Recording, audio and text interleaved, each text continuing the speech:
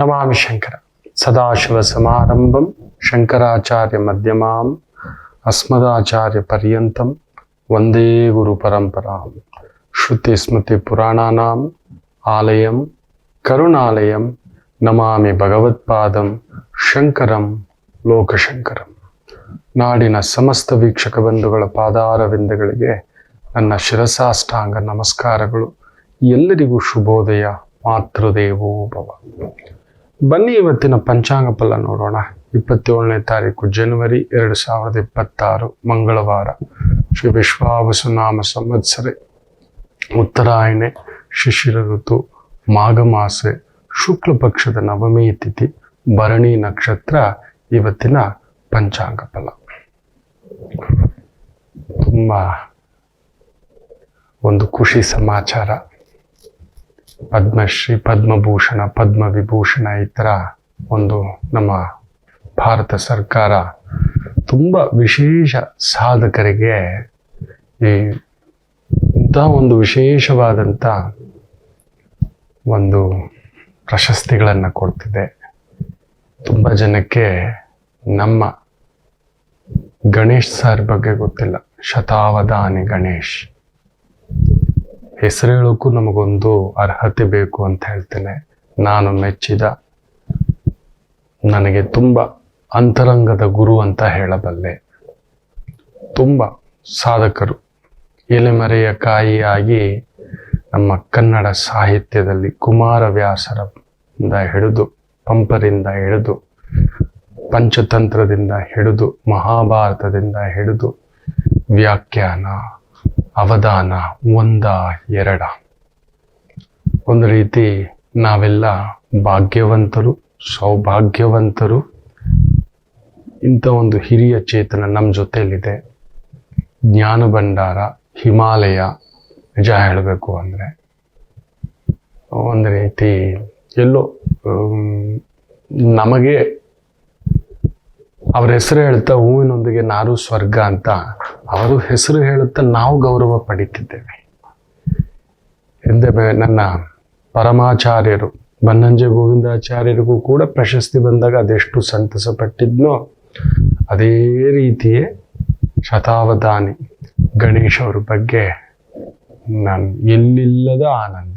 ಇವತ್ತೇನಾದರೂ ನಾನು ಮಾತಾಡ್ತೇನೆ, ಕಿಂಚಿತ್ ತಿಳ್ಕೊಂಡಿದ್ದೇನೆ ವಿಚಾರಧಾರೆಗಳು, ಮಹಾಭಾರತದ ಬಗ್ಗೆ, ಪುರಾಣಗಳ ಬಗ್ಗೆ, ಪಂಚತಂತ್ರದ ಬಗ್ಗೆ ಏನೇ ಇರಬಹುದು.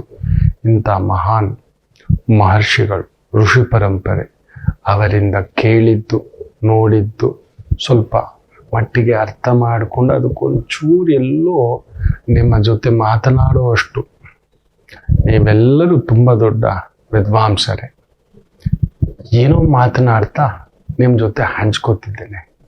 ನನ್ನ ಅರಳು ಮರಳು ಒಂದಷ್ಟು ಅರೆಕಾಸಿನ ಮಜ್ಜಿಗೆ ಅನ್ನತಕ್ಕಂಥದ್ದು ಇದೆಲ್ಲ ಅಂತ ಒಂದು ಸಂತರಿಗೆ ಸೇರಬೇಕು, ನಿಮ್ಮಂಥ ದಾರ್ಶನಿಕರಿಗೂ ಸೇರಬೇಕು. ನಾವು ಹೆಮ್ಮೆ ಪಡುವಂಥ ಒಂದು ವಿಚಾರ. ಸೊ ಇರಲಿ ಹೇಳ್ತಾ, ನಿನ್ನೆ ಆ ಕಾರ್ಯಕ್ರಮಕ್ಕೆ ಬರಲಿಕ್ಕಾಗಲಿಲ್ಲ. ಓಡಾಟ, ಬೇರೆ ಬೇರೆ ಕಾರ್ಯಕ್ರಮಗಳು, ಸ್ವಲ್ಪ ಸುತ್ತಾಟ, ಪರಸ್ಥಳ, ಪರ ಊರು, ಅದರಿಂದ ನಿಮಗೆ ಉಣಬಡಿಸ್ಲಿಕ್ಕಾಗಲಿಲ್ಲ. ಗಣರಾಜ್ಯೋತ್ಸವದ ಬಗ್ಗೆ ತುಂಬ ಒಳ್ಳೆ ಮಾಹಿತಿಗಳು ಶೇಖರಣೆ ಏನೇನೋ ಮಾಡಿಟ್ಕೊಂಡು ಕುಳಿತಿದ್ದೆ. ಬಟ್ ಕಾರ್ಯಕ್ಷೇತ್ರದ ಒಂದು ಬ್ಯುಸಿಯಲ್ಲಿ ಕೊಡ್ಲಿಕ್ಕಾಗಲಿಲ್ಲ, ಕ್ಷಮೆ ಇರಲಿ ಅಂತ ಹೇಳ್ತಾ, ಜೀವನದಲ್ಲಿ ಯಾವುದನ್ನು ಹಿಡಿದುಕೊಂಡರೆ ನಾವು ಚೆನ್ನಾಗಿರ್ತೇವೆ ಹಾಗೂ ಯಾವುದನ್ನು ಬಿಟ್ಟರೆ ನಾವು ಚೆನ್ನಾಗಿರ್ತೇವೆ, ಎಲ್ಲಿ ತಗ್ಗಬೇಕೋ ಎಲ್ಲಿ ಎದ್ದು ನಿಲ್ಲಬೇಕೋ ಅನ್ನೋದೊಂದು ನಾವು ಕಲಿಕೆ ಮಾಡಿಟ್ಕೊಬಿಟ್ರೆ, ಖಂಡಿತ ತಿಳಿದಿಟ್ಕೊಬಿಟ್ರೆ ಪ್ರಕೃತಿಯ ಶಕ್ತಿ, ನಾವು ತುಂಬ ಎಲ್ಲರೂ ಚೆನ್ನಾಗಿರ್ತೇವೆ. ಏನೋ ಒಂದು ಹಿಡ್ಕೊಬಿಟ್ಟಿರ್ತೇವೆ. ಕುಡ್ತ, ಇಲ್ಲ ದೇವರು, ಇಲ್ಲ ನನ್ನ ಕಾರ್ಯಕ್ರಮನೇ, ದಿನಾ ಪೂರ್ತಿ ನಾನು ಮಾತಾಡ್ಲಿ ನೋಡೋಣ, ಬೋರ್ ಅನ್ಸ್ಬಿಡುತ್ತೆ ನಿಮಗೆ. ಅದಕ್ಕೆ ನಾವು ಒಂದು ಅರ್ಧ ಗಂಟೆ, ಒಂದು 30 ನಿಮಿಷ, 15 ನಿಮಿಷ, 40 ನಿಮಿಷ ಈ ಒಂದು ಇದರಲ್ಲೇ ಇಟ್ಟಿರ್ತೇವೆ. ಅದಕ್ಕೆ ಮೀರಿ ಮಾತಾಡ್ತಾ ಕೂತ್ಕೊಂಡ್ವಿ ಅಂತ ನೋಡಿ ಬೇಜಾರಾಗ್ಬಿಡುತ್ತೆ ನನಗೆ. ತಿರುಗ್ಸೋ, ಹೇಳಿದ್ದೇ ಹೇಳ್ತಾನೆ ಕಿಸ್ಬಾಯಿ ದಾಸ, ಸತ್ಯವೇ ಇದು, ಸತ್ಯವೇ ನೀವು ಹೇಳುವುದು ಸತ್ಯವೇ. ಇವತ್ತಿನವರೆಗೂ ನಾವು ಹುಡ್ಕೊಂಡು ಬಂದಿರೋ ಎಷ್ಟೋ ಒಂದು ವಿಚಾರಧಾರೆಗಳು ಆದಷ್ಟು ರಿಪೀಟ್ ಆಗದ ಹಾಗೆ ಪ್ರಯತ್ನ ಮಾಡ್ತಾರೆ. ಒಮ್ಮೆ ಹೇಳಿದ್ದು ಮತ್ತೊಮ್ಮೆ ಹೇಳಬಾರದು, ನಿಮಗೆ ಬೋರ್ ಆಗಬಾರ್ದು. ಸಂಖ್ಯೆಗಳಿರ್ಬೋದು, ಪುರಾಣಗಳಿರ್ಬೋದು, ಪಂಚತಂತ್ರ ಕಥೆಗಳಿರ್ಬೋದು, ನೀತಿಬೋಧೆ ಕಥೆಗಳಿರಬಹುದು, ಇವುಗಳೆಲ್ಲವನ್ನ ಆದಷ್ಟು ರಿಸರ್ಚ್ ಮಾಡ್ತಲೇ ಇರ್ತಾನೆ. ನಿಮಗೆ ತಲುಪಿಸ್ಲಿಕ್ಕೆ ಹೊಸ ಹೊಸ ವಿಚಾರಧಾರೆಗಳು ನಿಮಗಿಂತಲೂ ರಿಸರ್ಚ್ ಮಾಡ್ತಿರ್ತಾನೆ. ನಿಮಗದು ಬೋರ್ ಆಗಬಾರ್ದು, ಕಂಟಿನ್ಯೂಟಿ ಆಗ್ಬಿಟ್ರೆ ಇಟ್ಕೊಳ್ಳಿ.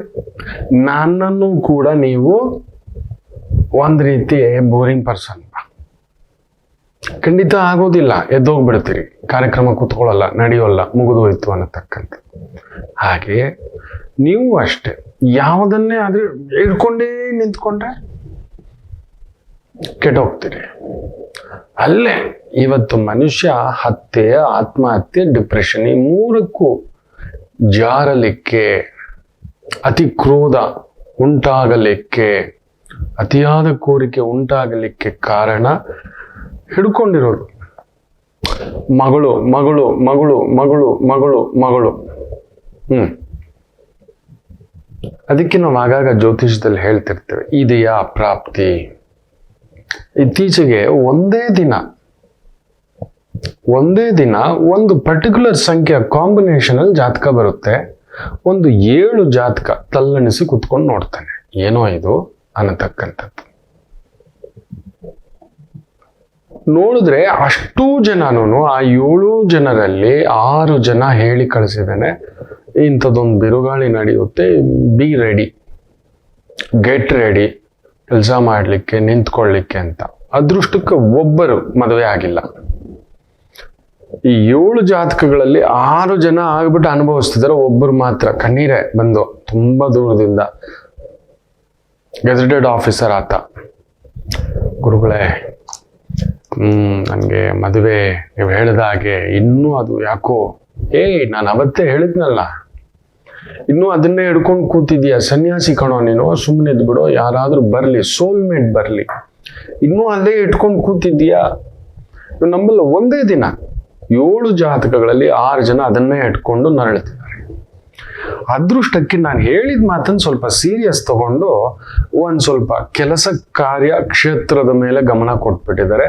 ಅದು ಅವರನ್ನ ಉಸಿರಾಡಿಸ್ತದೆ. ಎಲ್ಲಿ ಯಾವುದನ್ನ ಬಿಡಬೇಕು ಅನ್ನೋದನ್ನ ನೀವು ನಿರ್ಧಾರ ಮಾಡಬೇಕು ಮಕ್ಕಳೇ. ಕೆಲವೊಂದ್ ಸಮಯ ಬಿಡ್ಬೇಕು.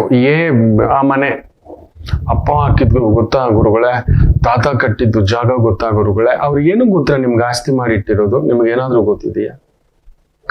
ನಿಮಗೆ ಒಂದಷ್ಟು ನಮ್ಮ ಭರತ ಖಂಡದಲ್ಲಿ ಮಾತ್ರ, ನಮ್ಮ ಭಾರತದಲ್ಲಿ ಮಾತ್ರ ಹಿರಿಯರು ಮಕ್ಕಳಿಗೆ ಇಲ್ಲ ಮೊಮ್ಮಕ್ಕಳಿಗೆ ಆಗಲಿ ರಕ್ಷಣೆ ಇರಲಿ ಅಂತ ಒಂದಷ್ಟು ಆಸ್ತಿ ಮಾಡಿರ್ತಾರೆ. ಜಾಸ್ತಿ ಅಲ್ಲ, ಅವ್ರು ಬದುಕಿಸ್ಲಿಕ್ಕೆ.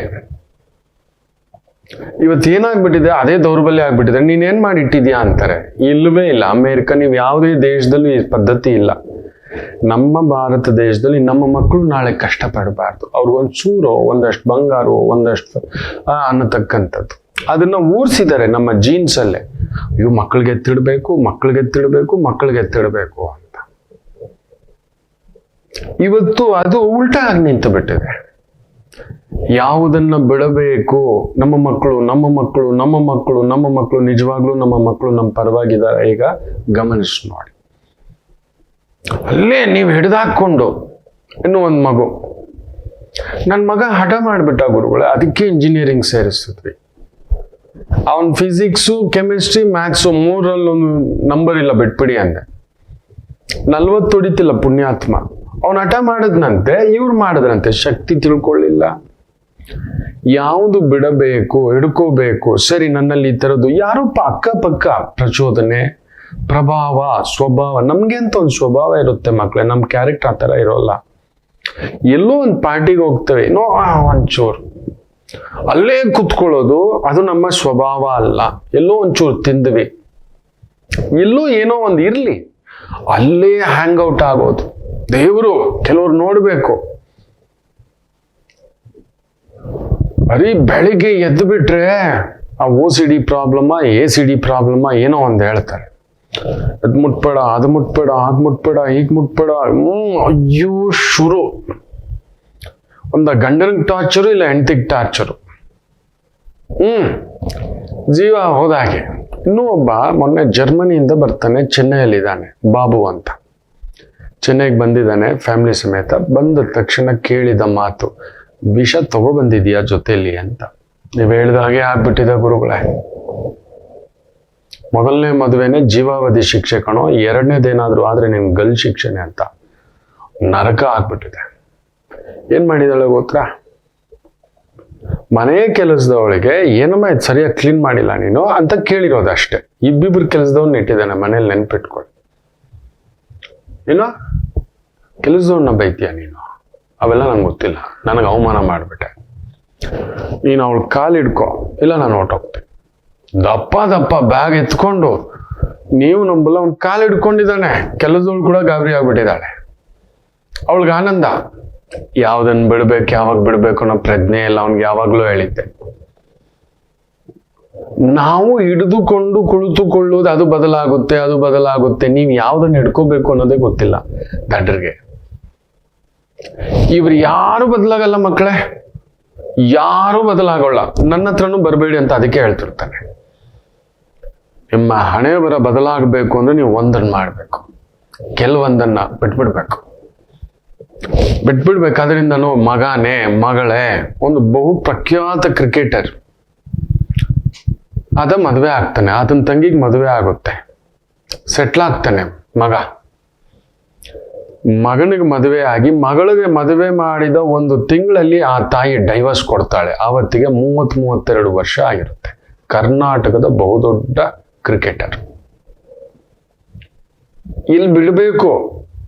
ಆಕೆ ಹೇಳಿದ್ದೇನು ಗೊತ್ತಾ? ತಾಯಿ ಸಹಿಸ್ಕೊಬಿಟ್ಟಿದ್ದೆ, ಏನ್ ಮಾಡೋದು, ಒಂದು ಮುಖವಾಡ ಹಾಕೊಂಡು ಬದುಕ್ತಿದ್ದೆ, ಬದಲಾಗಲ್ಲ ಅಂತ ಗೊತ್ತಿತ್ತು, ಬಟ್ ಆದ್ರೂ ಅಲ್ಲಿ ಕಚ್ಕೊಂಡಿದ್ದೆ. ಮಗಳ ಮದುವೆ, ಯಾಕಂದ್ರೆ ನಮ್ಗೊಂದು ಊರಿಸ್ಬಿಟ್ಟಿದ್ದಾವೆ. ಗಂಡ ಬಿಟ್ಟವಳ ಆ ಮನೆ ಕೊಟ್ರೆ ಆಯ್ತು. ಆ ಹುಡುಗನ್ಗೆ ಹೆಣ್ಣು ಅರ್ಧ ನಾವು ಸಾಯೋದೇ ಇದರಿಂದಲೇ. ಬರಬಾರದ ಕಾಯಿಲೆಗಳೆಲ್ಲ ಬರ್ಸ್ಕೊಳ್ಳೋದು. ಆ ಮನೆ ಬಿಟ್ಬಿಡ್ಬೇಕು. 10 ಕೋಟಿದಾದ್ರೇನು 100 ಕೋಟಿದಾದ್ರೇನು ನೆಮ್ಮದಿ ಇಲ್ಲದ ಆ ಒಂದು ಬಂಗಾರದ ಕತ್ತಿ ಅಂತ ಚುಚ್ಕೊಂಡು ಕೂತ್ಕೊಳ್ಳೋದ. ನೀವು ಯಾವ್ದನ್ನ ಹಿಡ್ಕೋಬೇಕು ಅನ್ನೋದೇ ಗೊತ್ತಿಲ್ಲ, ಇಂಥದ್ದು ಹಿಡ್ಕೊಂಡು ಕೂತಿರ್ತೀರಿ. ನಮ್ಮ ಅಪ್ಪ ಹಾಕಿದ ಆಲದ ಮರ ಅಂತ ನೇಣು ಹಾಕೊಳ್ಳೋಕ್ಕಾಗುತ್ತಾ? ನನ್ನ ಅಜ್ಜನ ಕತ್ತಿ ಬಂಗಾರದ ಕತ್ತಿ ಸರ್, ಚೆನ್ನಾಗಿದೆ ಚುಚ್ಕೊಳ್ಳೋಣ. ಬಂಗಾರದ ಕತ್ತಿ ಆದ್ರೂ ಚುಚ್ಚೋದೆ, ಕಬ್ಬಿಣದ ಕತ್ತಿ ಆದ್ರೂ ಚುಚ್ಚೋದೆ. Never realising. ನೀವ್ ಯಾವತ್ತಿಗೆ ಅರ್ಥ ಮಾಡ್ಕೋತೀರಿ ಮಕ್ಕಳೇ? ಹಿಡ್ಕೊಳ್ಳೋದೆ ಒಂದ ದೇವ್ರು, ಇಲ್ಲ ಪೂಜೆ, ಇಲ್ಲ ವ್ರತ, ಒಂದೇ ಸಮನೆ ಇಲ್ಲ ಕುಡ್ತಾ, ಏನಾದ್ರೂ ಒಂದು ಇಟ್ಕೊಳ್ಳೋದು. ಮೊದಲು ಬಿಡುವುದನ್ನು ಕಲಿತುಕೊಳ್ಳಿ. ಇದರಿಂದ ನಿಮಗೆ ಮನಃಶಾಂತಿ ಸಿಗ್ತಿದೆಯಾ? ಮೂರ್ಖನಾದ ಮಗ, ಮುಟ್ಟಾಳ ಮಗ, ಇಲ್ಲ ಮಗಳು, ಗಂಡ, you have to take a call. ನೀವು ಯಾವ ದೇವ್ರ ಪೂಜೆಗೆ ಹೋದ್ರು, ಏನ್ ಮಾಡಿದ್ರು ಬದಲಾಗಲ್ಲ ಅಂದಾಗ ಆ ವ್ಯಾಪಾರ ಸಾರಿಲ್ಲ ಸರ್, ನಿಮಗೆ ವ್ಯಾಪಾರ ಮಾಡಕ್ ಬರಲ್ಲ, ಕಿತ್ಕೊಳ್ಳೋಕ್ ಬರಲ್ಲ, ಸುಳ್ಳು ಹೇಳೋಕ್ ಬರಲ್ಲ, ಮೋಸ ಮಾಡಕ್ ಬರೋಲ್ಲ. ನಿಮಗೆ ನೆನಪಿಟ್ಟುಕೊಳ್ಳಿ. ಪದೇ ಪದೇ ದುಡ್ಡು ಕೊಟ್ಟು ಸಿಕ್ಕಾಕೋತಿದ್ದೀರಿ. ಪದೇ ಅಲ್ಲಿ ಆಗ್ತಿದೆ ಯಾಕೋ, ಸರಿ ಬಿಟ್ಬಿಡ್ಬೇಕಿಲ್ಲ ಸಾರ್, ನಾನು ಅದನ್ನೇ ಮಾಡೋದು. ಅವನು ಏನ್ ಮಾಡಿದ್ರು ಆ ವ್ಯಕ್ತಿ ಸ್ಪಂದಿಸ್ತಿಲ್ಲ, ಮತ್ತೆ ಅಲ್ಲೇ ಹೋಗೋದು. ಆ ವ್ಯಕ್ತಿ ನಿಮಗೆ ರಿಟರ್ನ್ ಬರ್ತಿಲ್ಲ, ಅಲ್ಲೇ ಹೋಗೋದು. ಸೊ ಜಸ್ಟ್ ಬಿಡಬೇಕು. ನೆನಪಿಟ್ಟುಕೊಳ್ಳಿ, ನೀವು ನೆಮ್ಮದಿಯಾಗಿರಬೇಕು ಎಂದರೆ ಬಿಟ್ಟು ಬಿಡಬೇಕು. ಬಿಟ್ಟು ನೋಡಿ, ಅಟ್ಲೀಸ್ಟ್ ಒಂದು 6 ತಿಂಗಳು ಅಂತ ಪಕ್ಕಕ್ಕೆ ಜರುಗಿ ನೋಡಿ. ಸುಮ್ಮನೆ ಮಾಡೋದನ್ನ ಬಿಟ್ಬಿಟ್ಟು ಆ ವ್ಯಕ್ತಿ, ಆ ಸನ್ನಿವೇಶ, ಆ ಸಂದರ್ಭ, ಆ ಪ್ಲೇಸು, ಕುಚ್ ಪಾನ ಆಯ್ತು ಕುಚ್ ಕೋನ, ನಿಮಗೆ ನೆಮ್ಮದಿ ಬೇಕು ತಾನೆ, ಬಿಡಿ ಅದನ್ನ. ಒಬ್ಬರೇ ಇರೋದನ್ನ ಅಭ್ಯಾಸ ಮಾಡ್ಕೊಳ್ಳಿ ಕೆಲವೊಂದು ಸಮಯ. ಏನೂ ಆಗೋದಿಲ್ಲ. ಒಬ್ಬರೇ ಕುಳಿತು ಯೋಚನೆ ಮಾಡಿ ನೋಡಿ, ಇದರಿಂದ ನನಗಾಗತಕ್ಕಂಥದ್ದೇನು ಅಂತ.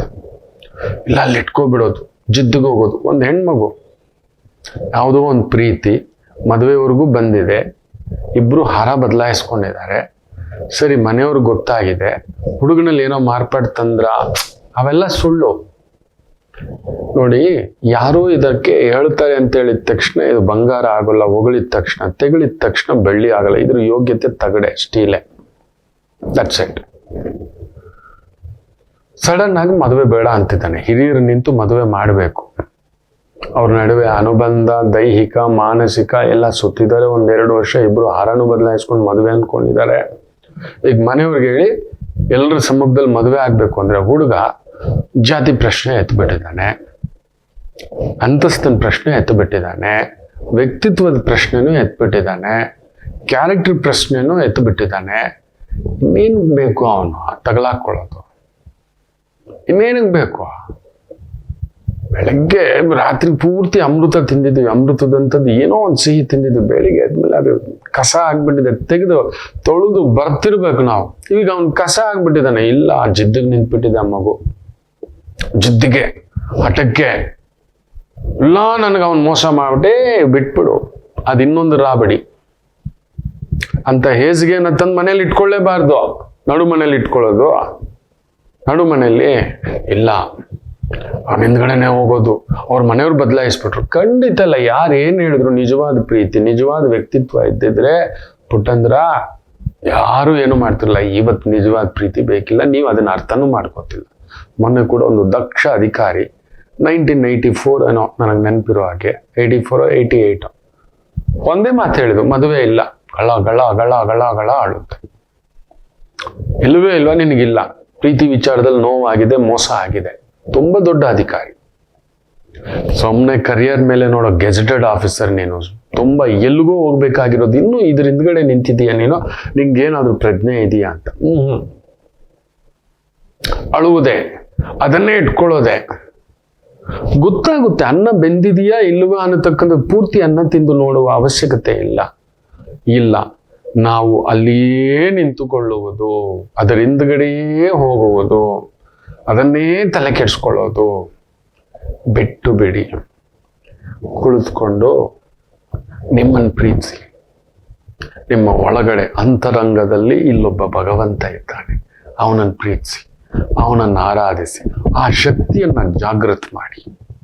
ನಾನು ಯಾರು, ನನ್ನ ಬಲವೇನು, ನಾನು ಇನ್ನೇನು ಮಾಡ್ಬೇಕು? ಆಗಿದೆ 40 ಆಗಿದೆ ಇರ್ಲಿ, 50 ಆಗಿದೆ ಇರ್ಲಿ, 30 ಆಗಿದೆ ಇರ್ಲಿ, ನೆವರ್ ದ ಲೇಟ್. 60 ಆಗಿದೆ ಪರವಾಗಿಲ್ಲ. 92ರ ಅಜ್ಜನಿಗೆ ಪದ್ಮಶ್ರೀ ಪ್ರಶಸ್ತಿ ಕೊಡ್ತಾರೆ. 92ನೇ ವಯಸ್ಸಿನಲ್ಲಿ, ನೆನಪಿಟ್ಕೊಳ್ಳಿ. ಆತ ನೆನ್ಸಿದ್ನ ನನಗೆ ಈ ತರ ಕೊಡ್ತಾರೆ ಅಂತ. ಒಂದು 80 ದಾಟಿದ ಅಜ್ಜಿಗೆ ಕೊಡ್ತಾರೆ ಪ್ರಶಸ್ತಿ. ಆಕೆ ನೆನೆಸಿ ಯಾರೋ ಪ್ರಶಸ್ತಿ ಕೊಡ್ತಾರೆ, ಕರೆದು ನನ್ನನ್ನು ಗುರುತಿಸ್ತಾರೆ, ಅವೆಲ್ಲ ಅಲ್ಲ. ಅವನಿಚ್ಛೆ ಪದ್ಮಭೂಷಣ, ವಾಟ್ ಎವರ್. ಇದನ್ನ ಮನಸ್ಸಿನಲ್ಲಿ ಇಟ್ಕೊಳ್ಳಿ. ಕೊಡೋಕೆ ಇವ್ರು ಯಾರು? ಇವ್ರ ಹಿಂದ್ಗಡೆ ಯಾಕೆ ಹೋಗ್ತಾರೆ? ಇಂಥ ವಿಚಾರಗಳಿಗೆ ಯಾಕೆ ಅಟ್ಯಾಚ್ ಆಗ್ತೀರಾ? ಬಿಟ್ಟು ನಡೆಯೋದಕ್ಕೆ ಅಭ್ಯಾಸ ಮಾಡ್ಕೊಳ್ಳಿ ಮಕ್ಕಳೇ. ಅದು ನಾನಾದರೂ ಸರಿ.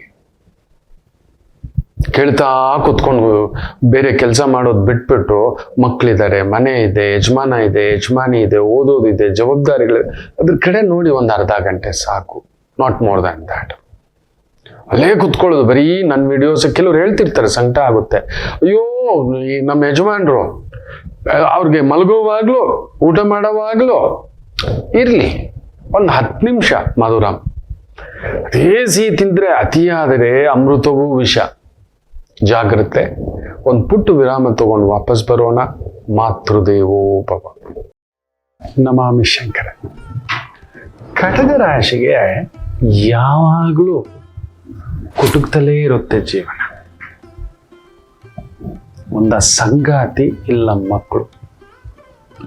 ಹಾಗೆ ಮೀನ ರಾಶಿಯವರಿಗೆ ಒಂದು ತಂದೆ ಇಲ್ಲ ತಾಯಿ, ಇವರಿಂದ ದೂರ ಇರ್ತೀರಿ, ಇಲ್ಲ ಹತ್ರಕ್ಕೆ ಹೋದಷ್ಟು ನೋವು ತಿಂತೀರಿ. ಅನುರಾಧ ನಕ್ಷತ್ರಕ್ಕೆ ಯಾವಾಗಲೂ ಅನುರಾಧ ದೋಷವೇ. ಯಾಕೋ ಜ್ಯೇಷ್ಠ ನಕ್ಷತ್ರದವ್ರಿಗೆ ಮದುವೆ ವಿಚಾರದಲ್ಲಿ ಅಲ್ಲೊಂದು ಯುದ್ಧವೇ. ಏನು ಕನ್ಯಾ ರಾಶಿ ಕೇಳಲೇಬೇಡಿ, ಕಣ್ಣೀರು ತಪ್ಪಿದ್ದಲ್ಲ. ಯಾಕೆ ಇಷ್ಟೆಲ್ಲ ಕನ್ಫ್ಯೂಷನ್ ತಿಳ್ಕೋಬೇಕಾ? ಫೋನಿನ ಮುಖಾಂತರವೇ ನಿಮ್ಮ ಸಮಸ್ಯೆಗಳಿಗೆ ನಾವು ನಿಮ್ಮ ಜೊತೆ ಇದ್ದು ಪರಿಹಾರ ಕೊಡ್ತೇನೆ. ನಾನು ನಿಮ್ಮ ಪ್ರೀತಿಯ ರವಿಶಂಕರ್ ಗುರೂಜಿ. ಈ ಕೆಳಗಿನ ಫೋನ್ ಸಂಖ್ಯೆಗೆ ಕರೆ ಮಾಡಿ ನಿಮ್ಮ ಪ್ರಶ್ನೆಗೊಂದು ಉತ್ತರ ಪಡೆಯಿರಿ. ನಮಾಮಿ ಶಂಕರ.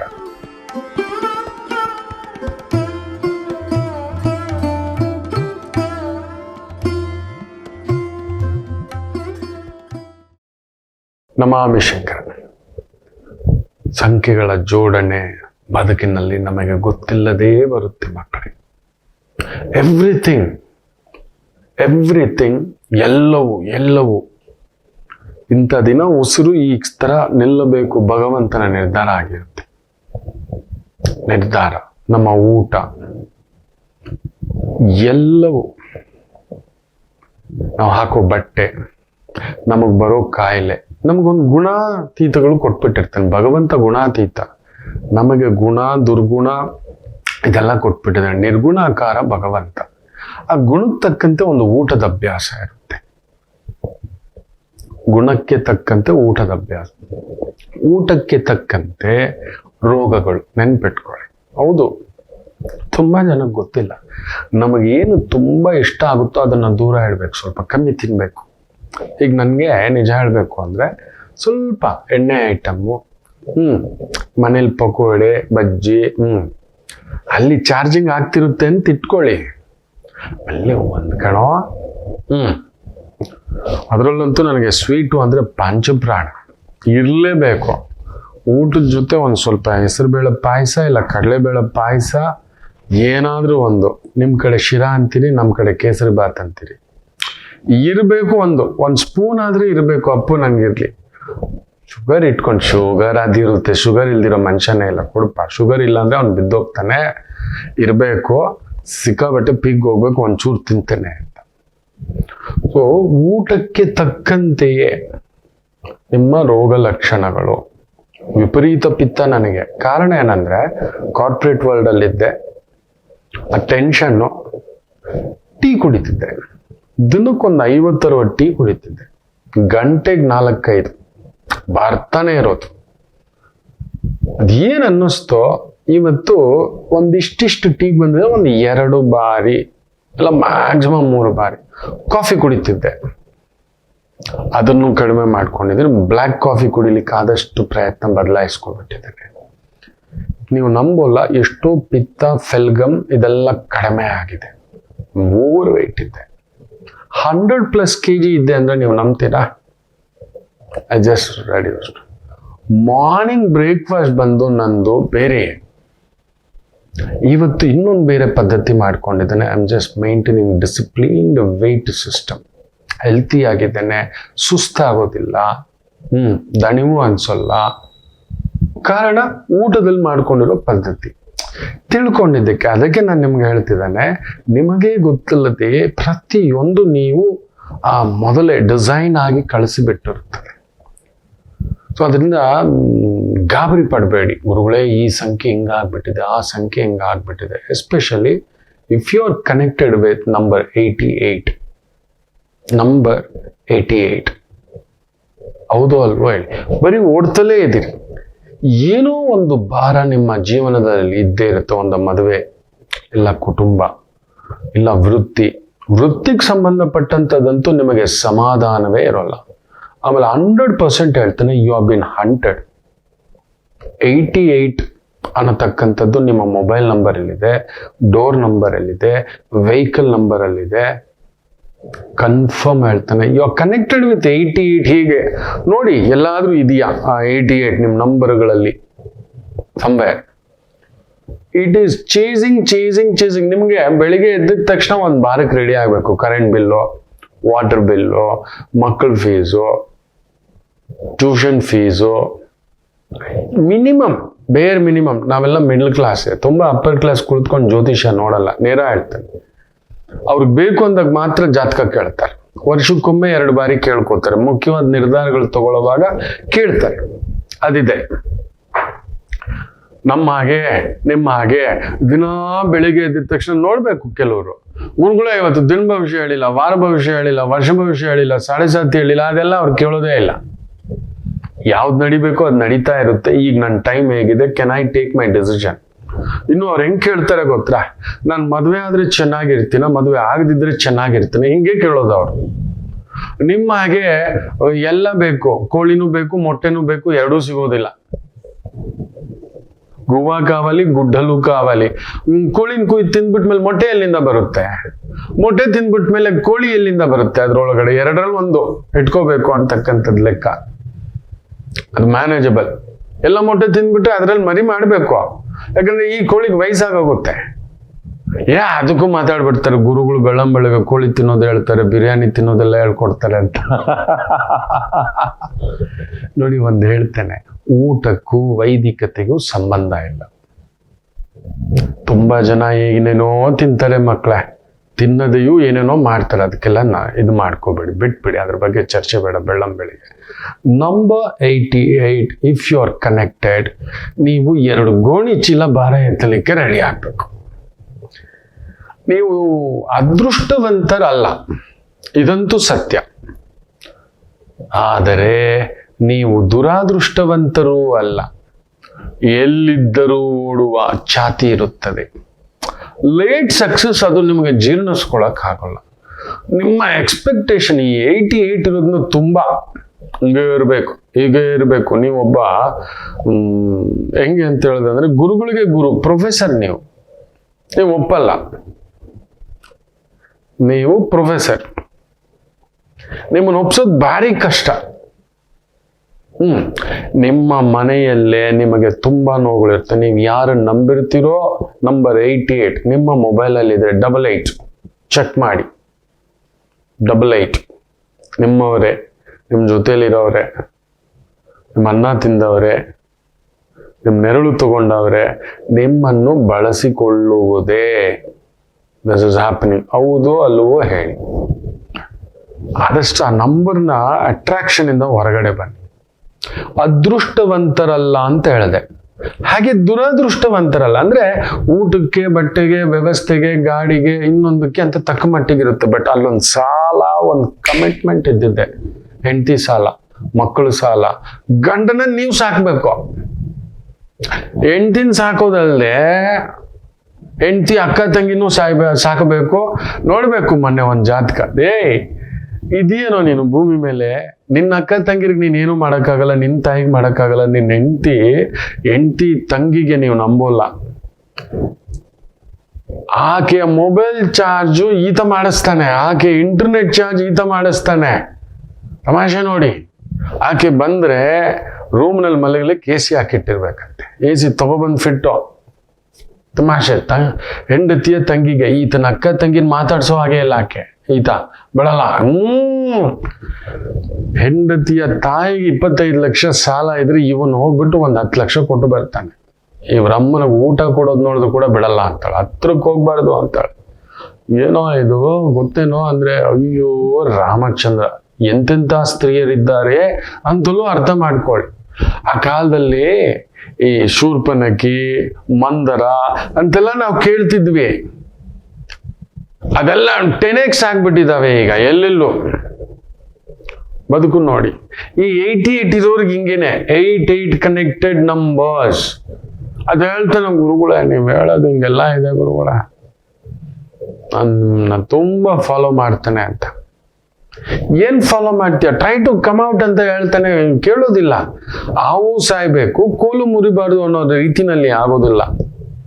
So 88 chases you. ನಿಮ್ಗೊಂದು ಭಾರ, ಕಮಿಟ್ಮೆಂಟ್. ಬೇರೆಯವರಿಗೆ ನಿಮ್ ದುಡ್ಡನ್ನು ಬೇರೆಯವ್ರು ಕಂಡವ್ರು ತಿನ್ನೋದೆ, ನಿಮ್ಮ ಹೆಸರನ್ನು ಕಂಡವ್ರು ಬೆಳೆಸ್ಕೊಳ್ಳೋದೆ, ನಿಮ್ಮ ಗೌರವವನ್ನ ಕಂಡವ್ರು ಬೆಳೆಸ್ಕೊಳ್ಳೋದೆ. ನಿಮಗೆ ಬಳಸಿಕೊಳ್ಳಲು ಪ್ರಕೃತಿ ಬಿಡುವುದಿಲ್ಲ. ಸೊ ದರ್ ಇಸ್ ಈ ರೀತಿ ಈ ಥರದ್ದು ಅಂತ. ಆದಷ್ಟು ಈ 88ರ ಪ್ರಭಾವದಿಂದ ಹೊರಗಡೆ ಬರಲು ಪ್ರಯತ್ನ ಮಾಡಿ. ಖಂಡಿತ ಅಲ್ಲೊಂದು ಸಮಾಧಾನ ಆಗತಕ್ಕಂಥದ್ದಾಗುತ್ತೆ. ಇದಾವೆ ಇನ್ನಷ್ಟು ಸಂಖ್ಯೆಗಳ ಜೋಡಣೆ, ನಿಮ್ಮ ವ್ಯಕ್ತಿತ್ವ, ನಿಮ್ಮ ಹಾವ ಭಾವ, ಊಟ. ಇನ್ನೊಮ್ಮೆ ಹೇಳಿದ್ದೆ, ಕಾಫಿ ಕುಡಿಯೋರು ಹೇಗೆ, ಟೀ ಕುಡಿಯೋರು ಹೇಗೆ, ಹಾಲು ಕುಡಿಯೋರು ಹೇಗೆ, ತುಪ್ಪ ತಿನ್ನೋರು ಹೇಗೆ, ಈ ಟಿವಿ ಕಾಲಕ್ಕೆ, ಕನ್ನಡ ಕಸ್ತೂರಿ ಕಾಲಕ್ಕೆ, ಜಿ ಟಿವಿ ಕಾಲಕ್ಕೆ, ಜಮಿನಿ ಟಿವಿ ಕಾಲಕ್ಕೆ ಹೇಳಿರ್ತಕ್ಕಂಥದ್ದು ಇದಾವೆ. ಇಂಥ ವಿಚಾರಧಾರೆಗಳು ನನ್ನ ಅನುಭವ ನಿಮ್ಗೆ ತಗೊಬಂದು ನಾನು ನಿಮ್ಮ ಮುಂದ್ಗಡೆ ಉಣಬಡಿಸ್ತೇನೆ. ಆದಷ್ಟು ಅದನ್ನು ಸರಿಪಡಿಸ್ಕೊಳ್ಳಿಕ್ಕೆ ಪ್ರಯತ್ನ ಮಾಡಿ ಅಂತ ಹೇಳ್ತಾ ಒಂದು ಪುಟ್ಟ ವಿರಾಮ ತಗೊಂಡು ವಾಪಸ್ ಬರೋಣ. ಮಾತೃದೇವೋ ಭವ. ನಮಾಮಿ ಶಂಕರ. ಕಟಕ ರಾಶಿಗೆ ಯಾವಾಗಲೂ ಕುಟುಕ್ತಲೇ ಇರುತ್ತೆ ಜೀವನ. ಒಂದ ಸಂಗಾತಿ ಇಲ್ಲ ಮಕ್ಕಳು. ಹಾಗೆ ಮೀನ ರಾಶಿಯವರಿಗೆ ಒಂದು ತಂದೆ ಇಲ್ಲ ತಾಯಿ, ಇವರಿಂದ ದೂರ ಇರ್ತೀರಿ, ಇಲ್ಲ ಹತ್ರಕ್ಕೆ ಹೋದಷ್ಟು ನೋವು ತಿಂತೀರಿ. ಅನುರಾಧ ನಕ್ಷತ್ರಕ್ಕೆ ಯಾವಾಗಲೂ ಅನುರಾಧ ದೋಷವೇ. ಯಾಕೋ ಜ್ಯೇಷ್ಠ ನಕ್ಷತ್ರದವ್ರಿಗೆ ಮದುವೆ ವಿಚಾರದಲ್ಲಿ ಅಲ್ಲೊಂದು ಯುದ್ಧವೇ. ಇನ್ನು ಕನ್ಯಾ ರಾಶಿ ಕೇಳಲೇಬೇಡಿ, ಕಣ್ಣೀರು ತಪ್ಪಿದ್ದಲ್ಲ. ಯಾಕೆ ಇಷ್ಟೆಲ್ಲ ಕನ್ಫ್ಯೂಷನ್ ತಿಳ್ಕೋಬೇಕಾ? ಫೋನಿನ ಮುಖಾಂತರವೇ ನಿಮ್ಮ ಸಮಸ್ಯೆಗಳಿಗೆ ನಾವು ನಿಮ್ಮ ಜೊತೆ ಇದ್ದು ಪರಿಹಾರ ಕೊಡ್ತೇನೆ. ನಾನು ನಿಮ್ಮ ಪ್ರೀತಿಯ ರವಿಶಂಕರ್ ಗುರೂಜಿ. ಈ ಕೆಳಗಿನ ಫೋನ್ ಸಂಖ್ಯೆಗೆ ಕರೆ ಮಾಡಿ ನಿಮ್ಮ ಪ್ರಶ್ನೆಗೊಂದು ಉತ್ತರ ಪಡೆಯಿರಿ. ನಮಾಮಿ ಶಂಕರ.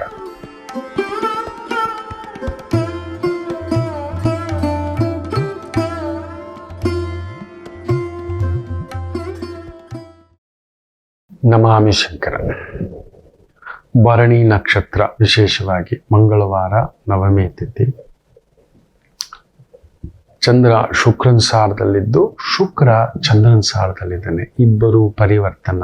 ಅತ್ತೆ ಸೊಸೆಯಾಗಿ ಬಿಟ್ಟಿದ್ದಾಳೆ, ಸೊಸೆ ಅತ್ತೆಯಾಗಿ ಬಿಟ್ಟಿದ್ದಾಳೆ ಅನ್ನತಕ್ಕಂಥದ್ದು ಶುಕ್ರ. ಭೋಗ, ಲಕ್ಷ್ಮೀಕಾರಕ.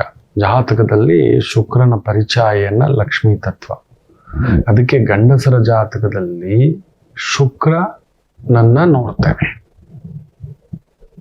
ಶುಕ್ರನ ಜೊತೆ ರಾಹುಕೇತುಗಳ ಸಂಬಂಧವಿದ್ದರೆ, ಮುಖ್ಯವಾಗಿ ಕೇತು ಗ್ರಹಣವೇ ಅದು, ಲಕ್ಷ್ಮಿ ಕೆಡುತ್ತಾಳೆ. ನೀವು ಮದುವೆಯಾಗುವ ಸ್ತ್ರೀಯ ವಿಚಾರದಲ್ಲಿ 100% ಅಲ್ಲೊಂದು ನೋವಿರುತ್ತೆ. ಜಾತಕ ತುಂಬಾ ಒಂದು ಹಿರಿಯ ವೈದಿಕರತ. ಸುಮ್ಮನೆ ಆಮೇಲೆ ಬ್ಲೇಮ್ ಮಾಡೋದು ಆ ಹುಡುಗಿಯನ್ನ. ಆ ಹುಡುಗಿ ಬಾಯಿ ಬಡಕಿ, ನೀನು ಹಣೆ ಬರದಲ್ಲಿರೋದೇ ಅದು, ನೀನು ಹಿಂದಿನ ಜನ್ಮದಲ್ಲಿ ಕೊಟ್ಟಿದ್ದಿ ಟಾರ್ಚರು. ಸುಮ್ಮನೆ ಆ ಹುಡುಗಿ ನಿನ್ನ ಪ್ಲಾನ್ ಮಾಡಿಕೊಂಡು ನಿನ್ನ ಮದುವೆ ಆಗ್ಬಿಟ್ಟು ಚುಚ್ಚಬೇಕು ಮಾತಲ್ಲಿ ಇನ್ನೊಂದರಲ್ಲಿ ಅಂತೆಲ್ಲ. You are done. ಅದನ್ನ ಹೇಳಿದೆ, ಹೆಂಡತಿನ ಅಷ್ಟೇ ಅಲ್ಲ ಕಣೋ, ಹೆಂಡತಿ ತಂಗಿ, ಹೆಂಡತಿ ಅಮ್ಮ, ಹೆಂಡತಿ ತಮ್ಮ ಎಲ್ಲಾನು, ನಿನ್ನ ಅಕ್ಕ ತಂಗಿ ನಿಮ್ಮಮ್ಮನಿಗೆ ನೀನು ಇಲ್ಲ ಕಣೋ ಅಂತ. ಸ್ವಾಮಿ ಅಂತ ಹೇಳ್ತಾನೆ. ಯಾಕೆ ಸ್ವಾಮಿ ಹಂಗೆ ಮಾಡ್ತಾಳೆ ಅಂತ ಹಿಂದೆ ಟಾರ್ಚರ್ ಇಟ್ಟಿದೆ. ನಾನು ಅವತ್ತೇ ಹೇಳಿದ್ನಲ್ಲ, ಆಗ್ಬೇಡ ಕಣೋ ನೀನು, ನಿನ್ನ ಜಾತಕದಲ್ಲಿ ಹೀಗಿದೆ ಅಂತ. ಕೇಳಲಿಲ್ಲ, ಎಲ್ಲ ಬದಲಾಗ್ಬಿಡುತ್ತೆ. ಪ್ರೀತಿ ಕೊಟ್ಬಿಟ್ರೆ ಬದಲಾಗ್ಬಿಡುತ್ತೆ. ನೀವೇನು ಪ್ರೀತಿಸಿದ್ರು ಆವತ್ರ ಹೋಗ್ಬಿಟ್ಟು ಬುಜ್ಜಿ ಬುಜ್ಜಿ ಬುಜ್ಜಿ ಬುಜ್ಜಿ ಐ ಲವ್ ಯು ಕಣೋ ಅಂತೇಳಿ. ಅದಕ್ಕೆ ನಾನು ಆಗಾಗ ಹೇಳ್ತಿರ್ತೇನೆ, ಗರ್ಲ್ ಫ್ರೆಂಡ್ಸೇ तो कमजोर लोगों की होती है, गर्लफ्रेंड तो कमजोर लोगों की होती है, बहादुर लोगों तो शादी करके कतरों से खेलते हैं ಅಂತ ಹೇಳ್ತಿರ್ತಾರೆ ನಮ್ಮ ಗುರುಗಳು. ಗಂಡಸು ಅನ್ಕ ಬೌದ್ಧರು ಗಂಡು ಅನ್ನೋನು ಮದುವೆ ಆಗ್ಬಿಟ್ಟು ದಿನ ಗುದ್ದಾಡ್ಕೋತೆ. ನೀನ್ ಅಂತ ಸ್ಥಾಯಿ ಹೋಗಪ್ಪ, ನನ್ ಕೇಳಂತೂ ಆಗೋದಿಲ್ಲ. ನಾನು ಅಂತದ್ ಪಡ್ಕೊ ಬಂದಿಲ್ಲ, ನಾನು ಪುಣ್ಯವಂತ. ಅಜುಜು ನಾನು ಪುಣ್ಯವಂತಪ್ಪ. ನಾನು ಮೊನ್ನೆ ಒಂದು ಫಂಕ್ಷನ್ನು, ಗೆಳೆಯನ ಮಗಳ ಮದುವೆ, ಮುಹೂರ್ತಕ್ಕೆ ಹೋಗ್ಬೇಕು. ಅಪ್ಪು 1,000 ರೂಪಾಯಿ ಕೊಡೋ, ಜೇಬಲ್ ಖರ್ಚಿಲ್ಲ, ಪೆಟ್ರೋಲಿಂಗ್ ಹಾಕೊಂಡು ಹೋಗೋಣ ಅಂತ. ಏನೋ ಜೇಬಲ್ ದುಡ್ಡಿಲ್ವಾ, ತೆಗೆದು ಅದು ಎಷ್ಟು ಜೇಬ್ ತುಂಬ ದುಡ್ಡು ತುಂಬಿಸಿದ್ಲು ಪುಟ್ಟ ಮಗು.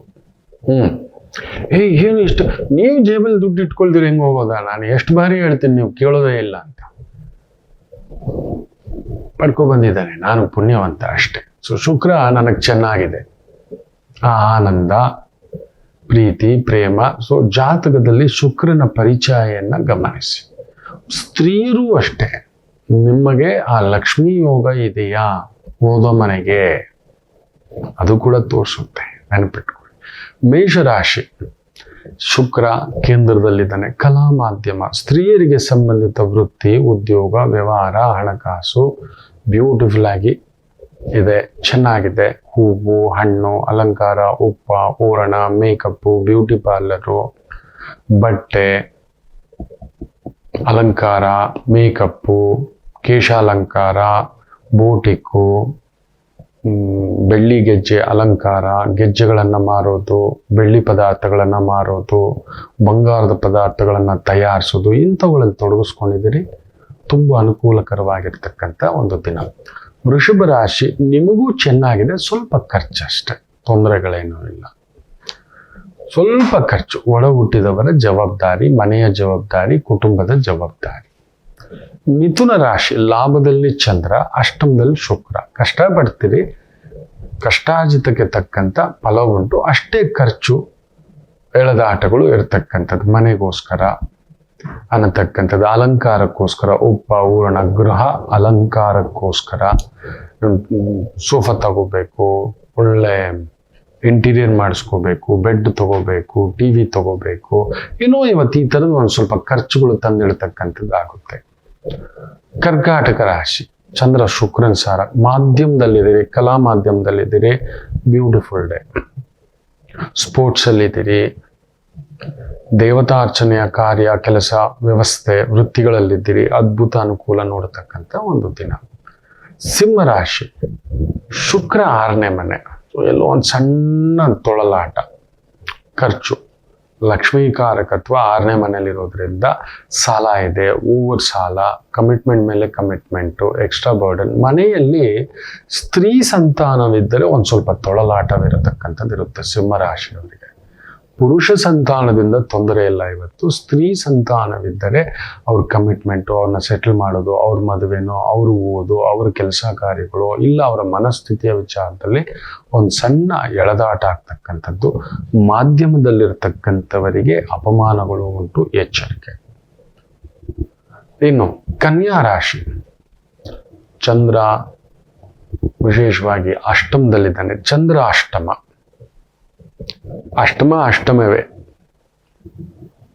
ಸುಮ್ಮನೆ ಈ ಬಂಗಾರದ ವಸ್ತುಗಳು ಜಾಗ್ರತೆ. ಇನ್ ಕಳ್ಳರ ಕಾಟ, ಎಲ್ರಿಗೂ ಹೇಳ್ತಾನೆ 1 ಗ್ರಾಮ್ ಗೋಲ್ಡ್, ಅದೇನೋ ಗೋಲ್ಡು, ಇದೇನೋ ಕಲರಿಂಗ್ ಗೋಲ್ಡ್ ಅಂತೆಲ್ಲ ಹೇಳ್ತಾರಲ್ವ, ಆ ಥರದ್ದು ಧರಿಸ್ಕೊಂಡು ಹೋಗಿ ಮಕ್ಕಳ. ನಾವು ನಂಬಲ್ಲ, ಉತ್ತರ ಭಾರತದಲ್ಲಿ ಕೆಲವು ಸ್ಟೇಟ್ಗಳಲ್ಲಿ ಹೆಲ್ಮೆಟ್ ಹಾಕೊಂಡು ಬರೋರ್ನ ಬಿಡಲ್ಲ, ಬುರ್ಕ ಹಾಕೊಂಡು ಬರೋರ್ನ ಬಿಡಲ್ಲ, ಮಂಕಿ ಕ್ಯಾಪ್ ಹಾಕೊಂಡು ಬರೋರ್ನ ಬಿಡಲ್ಲ, ಮಫ್ಲರ್ ಹಾಕೊಂಡು ಬರೋರ್ನ ಬಿಡಲ್ಲ. ಡೌಟ್ ಬಂತು ಅಂದ್ರೆ ಜರ್ಕಿನ್ನು ಅದು ಇದು ಅಂತ ಒಳಗಡೆ ಬಂಗಾರದ ಅಂಗಡಿಗೆ ಬಿಡೋದೇ ಇಲ್ಲ ಅಂತಾರೆ. ಬುರ್ಕ ಹಾಕೊಂಡಿರೋರ್ನು ಬಿಡ್ತಿಲ್ಲ. ಅಣ್ಣ ನೀನ್ ಬರ್ಬೇಡ, ಅಲ್ಲೇ ನಿಂತ್ಕೊಳಮ್ಮ ಅಂತ. ಅಷ್ಟು ಭಯ ಬಂದ್ಬಿಟ್ಟಿದೆ, ಬಂಗಾರದ ಬೆಲೆ ಆ ಥರದ ಹತ್ಕೊಂಡು ಹೋಗಿ ಕುಳಿತುಕೋತಾ ಇದೆ. ಬೆಳ್ಳಿ ಮೇಲೆ ಇನ್ವೆಸ್ಟ್ ಮಾಡೋದಕ್ಕಿಂತ ನಾನು ಹೇಳ್ದಾಗೆ ಅಲ್ಲಿ ನೋಡಿ ಬಂಗಾರ ಎಲ್ಲಿಗೆ ಬಂದು ನಿಂತಿದೆ. 2 ಲಕ್ಷ ಅನ್ನೋದು ಅದು ಏನೇನೂ ಅಲ್ಲ ಅನ್ನಿಸ್ಲಿಕ್ಕೆ ಶುರು ಆಗ್ಬಿಟ್ಟಿದೆ. ಸ್ವಲ್ಪ ಜಾಗರೂಕತೆಯಿಂದ ಪ್ಯೂರ್ ಗೋಲ್ಡ್ ಮೇಲೆ ಇನ್ವೆಸ್ಟ್ಮೆಂಟ್ ಮಾಡ್ಕೊಳ್ತಕ್ಕಂಥದ್ದು ಮಾಡಿ, ಒಳ್ಳೇದಾಗ್ಲಿ. ಸೊ ಕನ್ಯಾ ರಾಶಿಗೆ ಇನ್ವೆಸ್ಟ್ಮೆಂಟ್ ಡೇ. ಮನೇಲಿ ತುಂಬಾ ಕಾಸ್ಟ್ಲಿ ವಸ್ತುಗಳ ಕಡೆ ಒಂದು ಸ್ವಲ್ಪ ಗಮನ ಕೊಡಿ.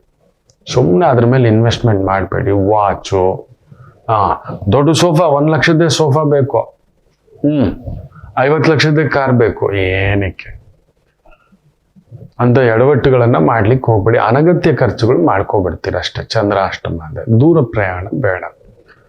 ತುಲಾ ರಾಶಿ, ಕೇಂದ್ರದಲ್ಲೇ ಶುಕ್ರ ಇದ್ದಾನೆ, ಫ್ಯಾಂಟಾಸ್ಟಿಕ್. ಹಾಲು, ಹಣ್ಣು, ಬೆಣ್ಣೆ, ತುಪ್ಪ, ಹೈನುಗಾರಿಕೆ, ತೋಟಗಾರಿಕೆ, ಅರಣ್ಯ ಇಲಾಖೆ, hotel industry, food industry, travel industry, entertainment industry, beautiful journey. ವೃಶ್ಚಿಕ ರಾಶಿ, ಸ್ಪೋರ್ಟ್ಸ್ ಲೈನ್ ಅಲ್ಲಿ ಇದ್ದೀರಾ, ಫ್ಯಾಂಟಾಸ್ಟಿಕ್, ಚೆನ್ನಾಗಿದೆ ಸ್ಪೋರ್ಟ್ಸ್. ಆಮೇಲೆ ಈ ಕಲೆಗಾರರು, ಆಟಗಾರರು, ಚಿತ್ರಕಲೆ, ಪೇಂಟಿಂಗ್, ಡಿಸೈನಿಂಗ್, ಅದ್ಭುತವಾಗಿರ್ತಕ್ಕಂಥ ಒಂದು ದಿನ. ಸ್ತ್ರೀಯರಿಗೆ ಸಂಬಂಧಿತ ಕೆಲವು ಸಮಸ್ಯೆಗಳು ಸ್ತ್ರೀಯರಿಗಿದ್ರೆ ಅದು ಸಣ್ಣ ಉಲ್ಪಣ, ಡೇಟ್ಸ್ ಪ್ರಾಬ್ಲಮ್ಮು ಹೇಳ್ಕೊಳಕ್ಕಾಗಲ್ಲ ಅಮ್ಮಂದ್ರು. ಒಳಗಡೆನೇ ಇಟ್ಕೊಳ್ಳೋದು, ಅದೊಂದು ಸ್ವಲ್ಪ ನೋಡ್ಕೊಳ್ಳಿ. ಮೈಗ್ರೇನು, ಸೈನಸ್ಸು, PCOD, PCOS ಈ ಥರ ಜಾಗ್ರತೆ. ಇನ್ನು ಧನುಸು ರಾಶಿ, ಶುಕ್ರನಿಗೂ ನಿಮಗೂ ಸ್ವಲ್ಪ ಆಗೋದಿಲ್ಲ, ಸ್ವಲ್ಪ ಜಾಗ್ರತೆ. ಅನಗತ್ಯ ಕಿರಿಕಿರಿ ದಾಂಪತ್ಯದಲ್ಲಿ. ಆ ಶುಕ್ರನು ಚಂದ್ರನ ಸಾಲದಲ್ಲಿ ಇದ್ದಾನೆ. ತೇರಿಗಿಳಿತು ಕೋಣ ನೀರಿಗಿಳಿತು. ಪಾರ್ಟ್ನರ್ಶಿಪ್ ವ್ಯವಹಾರ, ಫ್ರೆಂಡ್ಶಿಪ್ ವ್ಯವಹಾರ ಸ್ವಲ್ಪ ಎಚ್ಚರಿಕೆಯಿಂದ ಹೆಜ್ಜೆ ಆಡ್ತಕ್ಕಂಥದ್ದು ಮಾಡಿ, ನಿಧಾನ ಮಾಡಿ. ತುಂಬ high stake, high investment, high risk, ತುಂಬ ಜಾಸ್ತಿ ಬಂಡವಾಳ ಹಾಕೋದು ಇದೆಲ್ಲ ಮಾಡ್ತಕ್ಕಂಥದ್ದು ಬೇಡ. ಅದೊಂಚೂರು ನೋಡ್ಕೊಳ್ತಕ್ಕಂಥದ್ದು ಮಾಡಿ.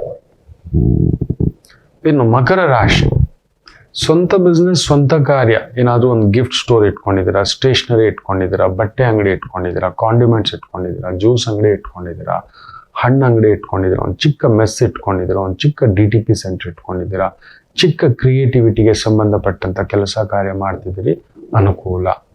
Travels, vehicles, drivers, service industry beautiful. ಕುಂಭರಾಶಿ, ಶುಕ್ರ 12ನೇ ಮನೆ, ಚಂದ್ರ 3ನೇ ಮನೆ, ಶುಕ್ರನ ಸಾಲದಲ್ಲಿ. ಭಾಗ್ಯಾಧಿಪತಿ 12. ದೂರದ ಬೆಟ್ಟ ನುಣ್ಣಗೇನೆ. ಯಾರ್ಯಾರೋ ದೂರದ ವ್ಯಕ್ತಿಗಳನ್ನ ನಂಬಬೇಡಿ. ನೀವು ಹಾಗೆ ಕೈ ಮೀರಿ ನಿಂತ್ಕೋತೀರಿ. ಎಸ್ ಅನ್ನೋದು ಜಾಸ್ತಿ ಕುಂಭರಾಶಿಯವರಿಗೆ ಇರೋ ಒಂದು ದೊಡ್ಡ ದೌರ್ಬಲ್ಯ. ಎಸ್ಸು ಬೇಡ, ನೂನು ಬೇಡ, ಹೇಳ್ತೀನಿ ಅಂತ ಹೇಳ್ಬಿಡಿ. ಯಾವುದೋ ದೊಡ್ಡ ಕಾರ್ಯ, ದೊಡ್ಡ ಇನ್ವೆಸ್ಟ್ಮೆಂಟು, ದೊಡ್ಡ ಸಹಾಯ. ನಾ ಹೇಳಿದ್ದೀನಲ್ವಾ, ಈ ಉತ್ತರಾಯಣದಲ್ಲೇ ಹೇಳಿದ್ದೇನೆ, ಇನ್ನು ಮೇಲೆ ಒಳ್ಳೆಯವರಾಗ್ಲಿಕ್ಕೆ ಯಾರೂ ಹೋಗಬೇಡಿ ಅಂತ. ಒಳ್ಳೆಯವರಾಗಲು ಹೋಗಬೇಡಿ. ಕೆಟ್ಟದಂತೂ ನಾವು ಮಾಡೋಲ್ಲ, ನಾವು ಕಿತ್ಕೊಳ್ಳಲ್ಲ, ಮೋಸ ಮಾಡಲ್ಲ, ದೋಚಲ್ಲ, ನಮಗದು ಬರೋದೂ ಇಲ್ಲ. That's fine. ಆದಷ್ಟು ಒಳ್ಳೆಯವರಾಗೋದು ಬೇಡ, ಕೊಡೋದು ಬೇಡ. ಇಲ್ಲ ಕಣಪ್ಪ, ಇಲ್ಲ ಕಣಪ್ಪ ಅನ್ನೋ ಬದಲು ನಾನು ಊರಲ್ಲಿ ಇಲ್ಲಪ್ಪ ಅನ್ನೋದು ಕಲೀರಿ. ಮುಖ್ಯವಾಗಿ ಕುಂಭರಾಶಿ. ಸಾಕು ನಿಮ್ಮ ಒಳ್ಳೆತನ. ಮೇಲ್ಬಿದ್ದು ಫೋನ್ ಮಾಡಿ ಹೋಗೋದು. ಏನೋ ನಾನೇನಾದ್ರೂ ಮಾಡ್ಲೇನೋ, ಇನ್ನೇನಾದ್ರೂ ಅನ್ನತಕ್ಕಂಥ ಒಂದು ಛಾಯೆ, ಈ ಎಚ್ಚರಿಕೆ. ಅದೊಂದು ನೋಡ್ಕೊಂಡ್ರಿ ಅಂದ್ರೆ ಇವತ್ತು ಫ್ಯಾಂಟಾಸ್ಟಿಕ್ ಜರ್ನಿ. ಗೊತ್ತಿಲ್ಲದ ವ್ಯವಹಾರ, ಗೊತ್ತಿಲ್ಲದ ವ್ಯಕ್ತಿಗಳು, ಗೊತ್ತಿಲ್ಲದ ವ್ಯಾಪಾರ, ಇದೆಲ್ಲ ಮಾಡ್ಲಿಕ್ಕೆ ಹೋಗ್ಬೇಡಿ. ಇನ್ನು ಮೀನ ರಾಶಿ, ಫ್ಯಾಂಟಾಸ್ಟಿಕ್ ಡೇ. ಚಂದ್ರ ಶುಕ್ರನ್ ಸಾರ, ಶುಕ್ರ ಲಾಭದಲ್ಲಿದ್ದಾನೆ.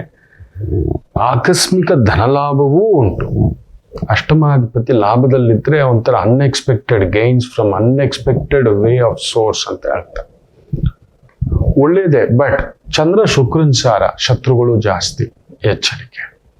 ನಿಮ್ಮ ಮೇಲೆ ಕಣ್ಣು. ನೀವೆಲ್ಲಿದ್ದರೂ ದೊರೆಯೇ, ಎಲ್ಲಿದ್ದರೂ ಗುರುವೆ, ಎರಡೂ ಸೇರೋದು ಅಪರೂಪ.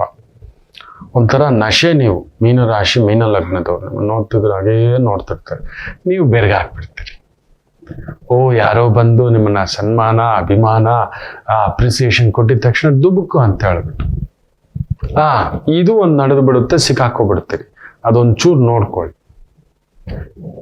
ಅಷ್ಟು ಬಿಟ್ರೆ ವೃತ್ತಿ, ಉದ್ಯೋಗ, ವ್ಯವಹಾರ ಫ್ಯಾಂಟಾಸ್ಟಿಕ್ ಆಗಿರತಕ್ಕಂಥದ್ದು. Entertainment industry, food industry, hotel industry, hospitality industry, airlines industry, travel industry, sports industry, interior, architecture, beautiful day. ಎಲ್ಲರಿಗೂ ಒಳ್ಳೆಯದಾಗಲಿ. ಮಾತೃದೇವೋ ಭವ.